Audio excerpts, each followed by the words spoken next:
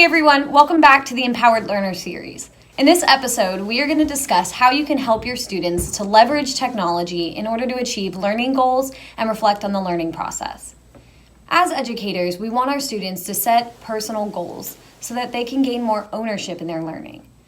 We support them in achieving these goals by establishing a safe environment for productive struggle, creating authentic opportunities for practice, and providing time for meaningful reflection and feedback. Building ownership in your students' learning will allow them to be more active in the construction of their knowledge. We remember only 10% of what we read and 20% of what we hear, but our brain holds on to 90% of what we say and do. If we can use technology in a way that will allow our students to talk and interact with the content we're wanting them to learn, then they'll have a much higher outcome of retaining that information. In order to do this, we must move our instruction from a passive format of listening and seeing and then repeating to an active and fluid process of learning. In the last episode, we discussed how to set professional learning goals as it pertains to technology integration into the classroom. We refocused our mindset from tool-oriented to action-driven. This is the first step in creating an environment where our students can actively progress towards their learning goals. We also define the movement to that action-driven process as utilizing the 4 C's to guide your goal. The 4 C's are communication, collaboration, critical thinking, and creativity. I also added the words choice, feedback, connection, and reflection opportunities. To explain this further, I'm going to take a lesson and show you how to move it from a passive to an active format. So students are learning about animal adaptations. The teacher puts on a video about animal adaptations for the students to watch and take notes on the important facts that they learned. Now they have their own Google document that the teacher sent to them through Google Classroom. After the video is over, the teacher will review the important facts they wrote down. Was learning visible in this lesson? No. Was technology used in this scenario? Yes.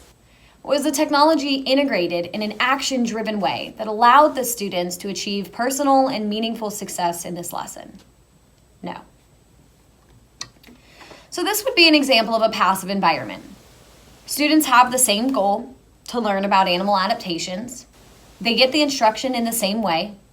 They have no time to reflect on their understanding, and they don't really get feedback to grow from. Does this scenario help your students leverage technology to achieve learning goals and reflect on that learning process? No. So let's try this again. Students are learning about animal adaptations. The teacher wanted the students to learn about different animals with adaptations that allows them to be more successful in their environment. The teacher wanted to give the opportunities for choice, collaboration, communication, creativity, feedback, and reflection. The teacher created a hyperdoc with different learning steps. At each step, the student gets different choices. They get the choice to choose which animal they want to discover. They get to collaborate with other students through a Padlet for their notes. They get to be creative with different mediums for their presentation, and they'll communicate that learning on a platform of their choice. They will receive peer feedback from students in different classes throughout that grade level. And then they can reflect on how their understanding of the topic has changed as they went through that learning process. Was learning visible in this lesson? Yeah. Was technology used in this scenario? Yes. Was the technology integrated in an action-driven way that allows the students to achieve personal and meaningful success in this lesson? Yes. Was there time for students to get feedback on their end product and reflect on their understanding of the content? Yes. So does this scenario help your students leverage technology to achieve learning goals and reflect on their learning process? Yes.